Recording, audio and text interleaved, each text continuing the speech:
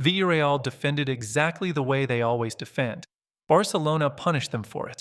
For months, Villarreal has operated under a specific defensive principle: compress the space, force the opposition wide, and trust the recovery speed of the defensive line to manage transitions. This system has delivered results against teams that lack the technical precision to exploit narrow windows. It has frustrated opponents who depend on crosses. It has suffocated attacks that rely on chaotic movement rather than controlled manipulation of defensive positioning. But this match exposed the limitation built into that very principle. When a team possesses both the patience to circulate possession until the exact moment of vulnerability appears and the technical quality to execute in that moment, the entire defensive structure becomes a trap for the defending side rather than the attacking one. Villarreal did not abandon their approach. They did not make individual errors that betrayed their system. They simply encountered an opponent capable of turning their disciplined compactness into a disadvantage. The problem was not in the execution. Villarreal's defensive line held its shape. The midfield maintained its assigned positions. The wingers tracked back with discipline. On paper, everything functioned as designed. But football is not played on paper.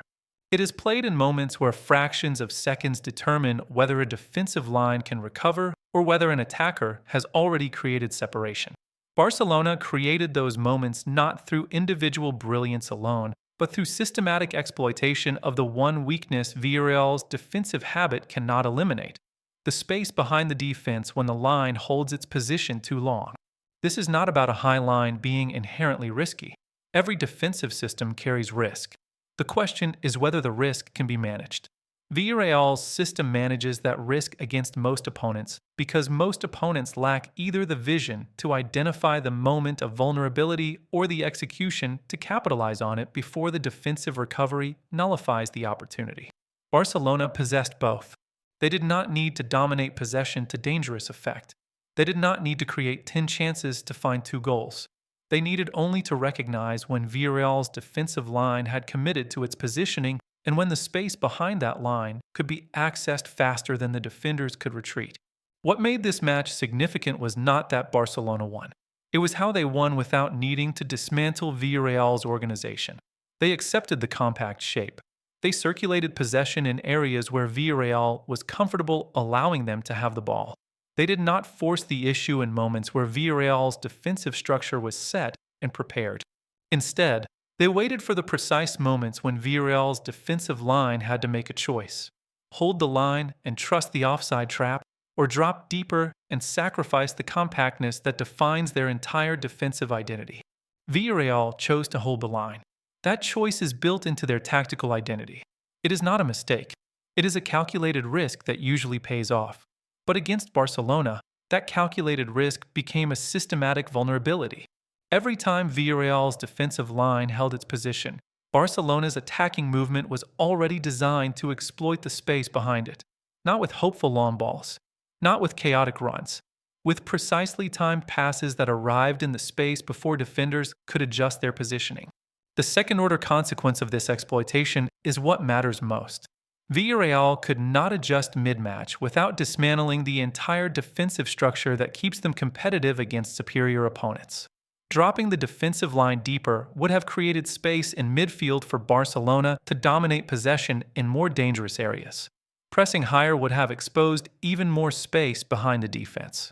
Maintaining the same approach meant accepting that Barcelona would continue to find the same vulnerability every time the opportunity presented itself. This is the tactical trap Villarreal found themselves in. Their defensive habit works because it forces opponents to play in areas where Villarreal is strongest. But when an opponent has the quality to turn those areas into launching points for attacks into the space behind a defense, the entire system becomes reactive rather than proactive. Villarreal was not outplayed in the traditional sense.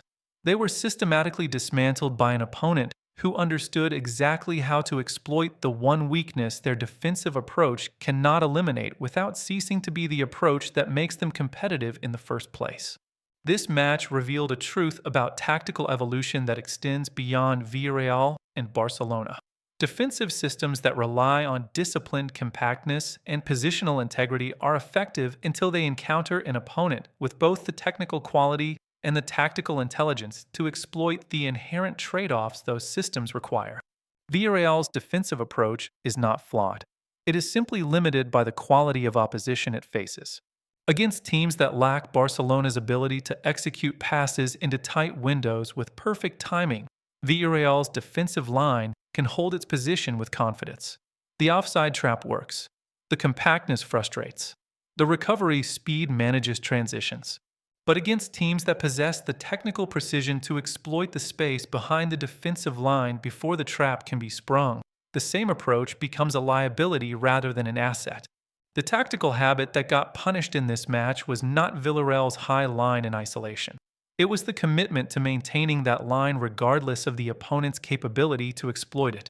Barcelona did not need to score 5 goals to prove the point.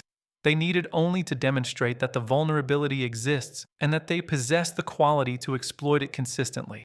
Once that demonstration occurred, the entire match became a question of whether Villarreal could adjust their approach mid-match or whether they would continue to trust the system that has served them well in other contexts.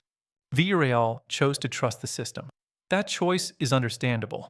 Abandoning a tactical identity mid-match creates confusion and opens new vulnerabilities. But the consequence of that choice was that Barcelona did not need to change their approach either. They had identified the weakness. They had demonstrated the ability to exploit it. They simply repeated the process until the match was beyond Villarreal's capacity to recover. Beyond the tactical mechanics, this match revealed a psychological truth about teams that rely on systematic defensive discipline. When the system works, it reinforces confidence. When the system is exploited, it creates doubt. Villarreal's defenders did not stop believing in their approach, but the repeated exploitation of the same vulnerability introduced hesitation. Should the line hold, or should it drop? Should the midfield press, or should it sit deeper? Should the team maintain its identity, or should it adapt to the specific threat Barcelona presented? These questions do not have clear answers in the middle of a match. Every adjustment creates new risks. Every decision to maintain the existing approach accepts the continuation of the current vulnerability. Villarreal found themselves in a position where neither choice offered a clear path to controlling the match. Barcelona did not need to dominate possession statistics or create overwhelming shot volume. They needed only to maintain the threat of exploiting the same space repeatedly until Villarreal's defensive confidence eroded. This erosion was not visible in panicked defending or disorganized shape. It was visible in the incrementally slower reactions, the slightly deeper positioning of individual defenders, the reduced aggression in pressing moments. Villarreal's defensive system began to protect itself rather than impose itself on the match. That shift from proactive to reactive defending is the psychological consequence of having a tactical habit exposed by an opponent capable of exploiting it systematically. What makes this match particularly instructive is that Villarreal did not collapse. They did not concede 4 or 5 goals. They maintained their organizational integrity for most of the match. From a distance, the performance might appear competitive, but the reality is that competitive scorelines can mask tactical failures. Villarreal was not outclassed in every aspect of the match, but they were systematically beaten in the one aspect that mattered most: the ability to prevent Barcelona from accessing dangerous space in the final third. This is a silent failure because it does not announce itself with obvious mistakes or dramatic collapses. It announces itself through the gradual accumulation of moments where the opposition finds the same space, exploits the same weakness, and creates the same type of opportunity. Villarreal's defensive habit was not destroyed by this match. It was simply revealed to have a limitation that elite opponents can exploit with consistency. The question Villarreal must answer going forward is whether that limitation can be managed through tactical adjustments or whether it represents a fundamental constraint on how high their defensive system can take them against top-tier opposition. Against most teams, the approach will continue to deliver results. Against teams with Barcelona's combination of technical quality and tactical intelligence, the same approach will continue to create the same vulnerability. Football rewards tactical identity until it doesn't. Villarreal built a defensive system that maximizes their strengths and minimizes exposure in areas where they are vulnerable. That system has proven effective across multiple matches and multiple opponents. But this match demonstrated that tactical identity can become tactical predictability when facing opponents who possess the quality to exploit the trade-offs inherent in any systematic approach. Barcelona did not need to reinvent their attacking approach for this match. They simply needed to recognize that Villarreal's defensive line would behave in a predictable manner, and that predictability could be exploited with precise execution in key moments. The goals themselves are less important than the pattern they revealed. Villarreal's defensive habit works until it meets an opponent who understands exactly how to break it. This is not a condemnation of Villarreal's approach. Every tactical system has weaknesses. The question is whether those weaknesses are exposed frequently enough to justify abandoning the system entirely or adjusting it in specific contexts. Villarreal will face this question repeatedly against elite opponents. The answer will determine whether their defensive identity remains an asset or becomes a limitation on their ambitions. The tactical habit that got punished in this match was not wrong in principle. It was simply insufficient against an opponent who had the quality to exploit its inherent vulnerability. That distinction matters. Villarreal does not need to abandon their defensive approach entirely.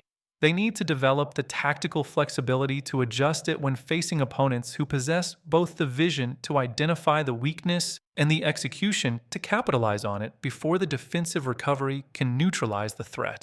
Villarreal will defend the same way in their next match, and against most opponents, it will work. That is both their strength and their ceiling.